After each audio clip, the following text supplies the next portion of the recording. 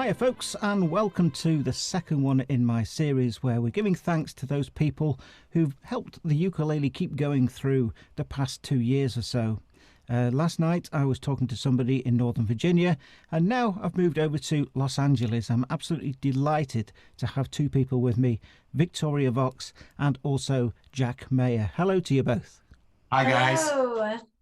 This is just wonderful to actually have this opportunity because I know you're really busy and everything. What I'd like to do first of all is take you back to when COVID was first being announced. People were thinking it was just a case of the flu, and then it began to get more and more serious. I would imagine that you'd had loads of dates booked and everything, and then you were unsure whether you could complete them. So if I was to ask Jack to start with, what did you do as a reaction to that? Well, I was used to playing around 24 gigs a month, so 5, 6 nights a week, and I've been doing that for years. So what started happening at first is that other people were canceling their gigs, and so we would take those gigs, see? Right.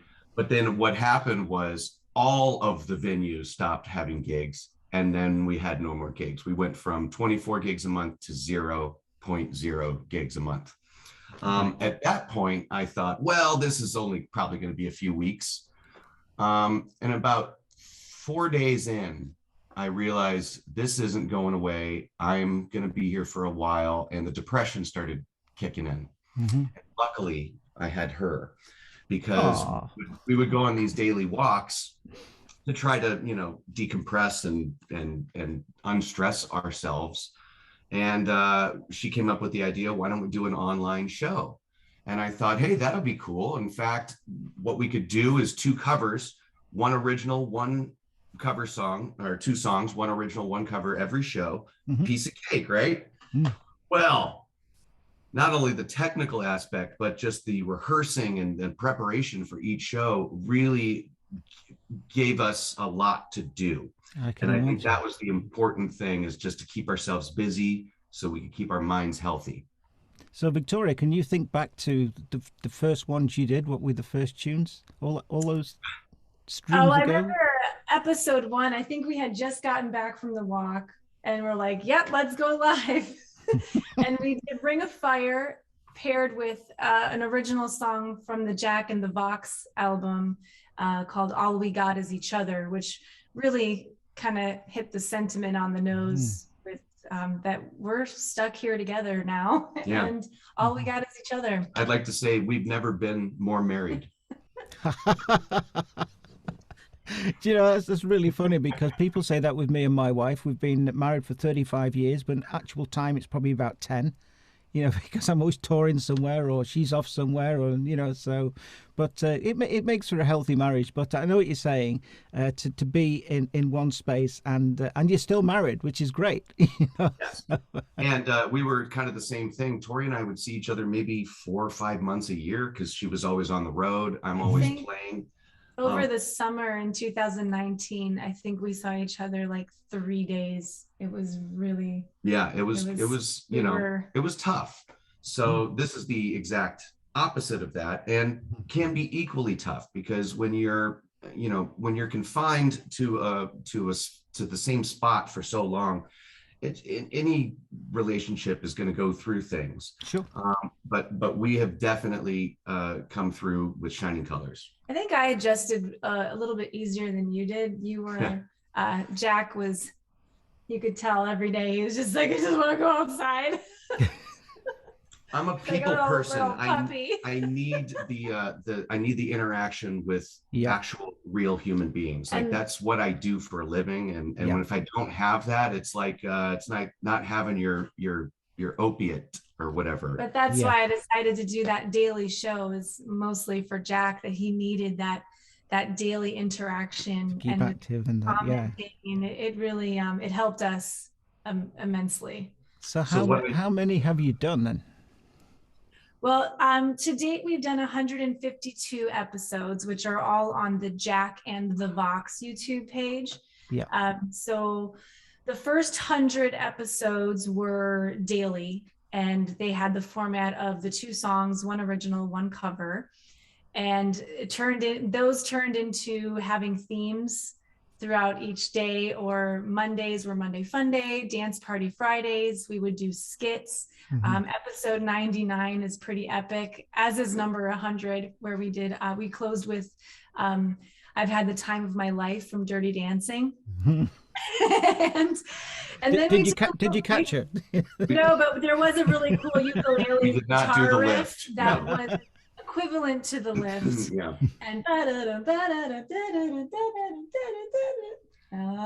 throughout the 100 episodes, you can see my beard grow because I didn't shave once until the end. No, that was the 99th show you shaved, where then Jack dressed up as a woman for that episode, which is really great. Excellent. And so then we took a little bit of a break, and then we came back in Thanksgiving. We did a Thanksgiving show where we dressed up as pilgrims, and we definitely embraced costuming, the skits during these shows. It really kind of was our creative outlet. And then we did a Christmas Blurs Days leading up to Christmas, which followed by a 2-hour Christmas special. Wow. In 2021 Christmas, it was just a 1-hour Christmas special. But then we also did in March, Jack had the idea to do March Gladness, which, if you're familiar with American basketball, they have March Madness. And so we did March Gladness, where we took the inspiration for each performance every day, which was between 2 and 5 songs. Yeah. But we went to kind of the like international Puppy Day. And calendar. So we would do songs about dogs, and we wrote a song about a dog as well. And International Fly in Your Face Day. And then we would do songs about flies in your face. And it was a great 31 days. It was a lot of fun. That really kind of solidified that we had it down, When we started doing the broadcasts, we were running into so many technical issues. The other problems were that I was seeing, other musicians online, and they were trying to do online stuff too, because everybody's just trying to figure it out. Sure. The audio was bad. The video was terrible. Sometimes there would be a guy with a sax blowing it into his cell phone. It's like, no, I don't want to do that. So our early shows, I would say it was pretty bad with video and audio. Or at least the video. All we had was what we could work with at the time. Yeah. So we figured out the way we configured it is that we took 2 high quality condenser microphones and set those up for a stereo feel that we put through our universal audio interface. So we were not playing through a mixer. We just had the sound from the room. And we would set up a full range keyboard/acoustic amplifier behind us, and then that would fill the room. We would always have headphones so that we could hear what was going on. And it kind of freed us up in a way, because then we weren't glued to the mic. We could just kind of like float around the room and act like, a bunch of people locked down under quarantine. Perfect. One of the things that kept me going was I set myself a routine that I do one sort of tuition video every week. And as you know, for every half hour of actual video, there's like 6 hours of prep, isn't there, before the editing and everything. But what was the nice thing for me was the amount of feedback I got. So can you think of anybody who sent you a sort of nice message? I'm sure there's been hundreds of them, but can you think of anybody who wrote you a little message?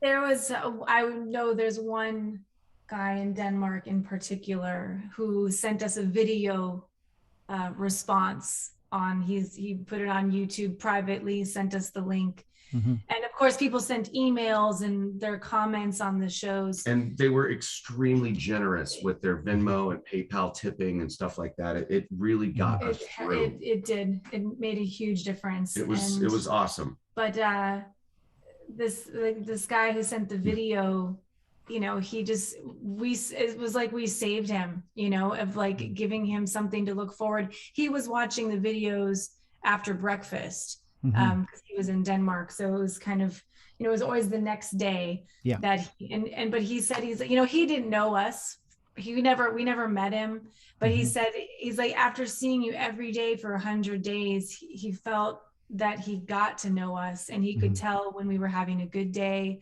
when we were having a bad day, you know, just, and it was entertaining. But he really, I think I would say that he felt like we were friends at the end. And that's, you know, we felt that with all the viewers. I mean, they were our friends and our support system. Since they've let us back out of the house, Tori and I have been able to do a few shows. And some of these have been at ukulele festivals and things. Okay. And the amount of people that have come up and just thanked us profusely for doing the show for them, it was overwhelming at one point. Like, I mean, I would just start tearing up talking to them about it, because we were going through it too, you know? Yeah. And it's kind of like when you're in the trenches, you're family for life after that. Definitely. And that, you know, we really, really felt the love. Yeah.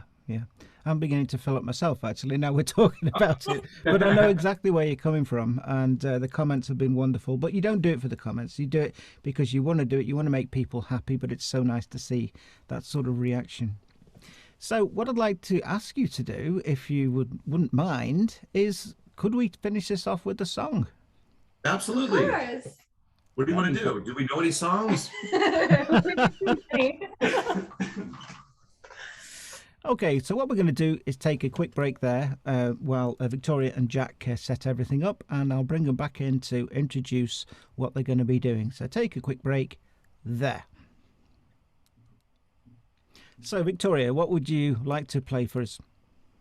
This is an original song called I'll Remember You, for Dad, in parentheses. And I wrote this thinking about my dad a couple of years after he passed away, and finally was able to process his passing and missing him and seeing him wherever I went.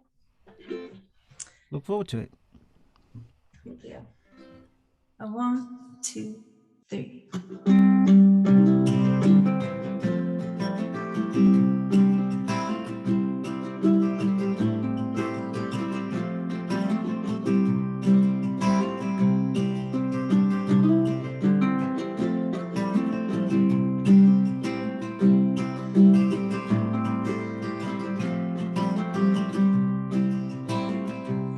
As the shadows move across the mountains, and as the river runs round the bend, as the clouds pass over the prairie, and its tall grass sway in the wind, I'll remember you. I'll remember you. And if there's anything I know, I'll never let you go. I'll remember you. As the bird flies over the ocean, and as the sun sets in the west, as I drive this long ribbon of highway, I feel you tugging in my chest. I'll remember you. Ooh, I'll remember you. Ooh, and if there's anything I know, I'll never let you go. I'll remember you.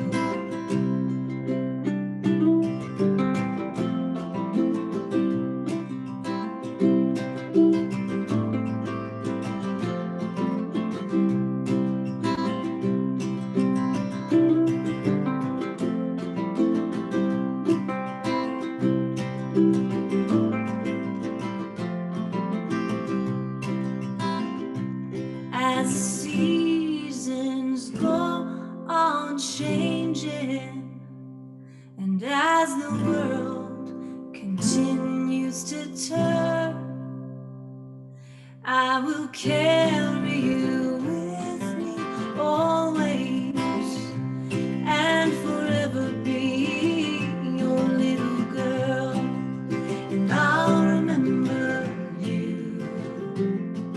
Ooh, I'll remember you. Ooh. And if there's anything I know, no matter where I go, I'll remember you. I'll remember you. Ooh, I'll remember you. Ooh, and I'll never let you go, 'cause you are in my soul. I remember you.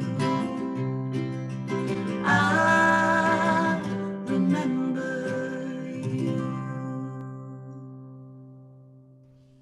Wow, that was totally beautiful. What a lovely sentiment to your late father. I lost my father 22 years ago, and I miss him every day, you know. But that's a wonderful sentiment you've written there. So thank you for sharing it with us all. And thank you for taking the time today to do this interview. It's been a really interesting conversation as to how you adapted, how you swapped things around, how you kept your own sanity through not being able to do the gigs live and everything, but you brought hundreds of hours for people to sort of enjoy what you're doing and to have comfort from that. So thank you both very much indeed. Thank you so much for having us. I hope we meet up soon. Aloha. Let's do it. Aloha. 'Cause you are in my soul.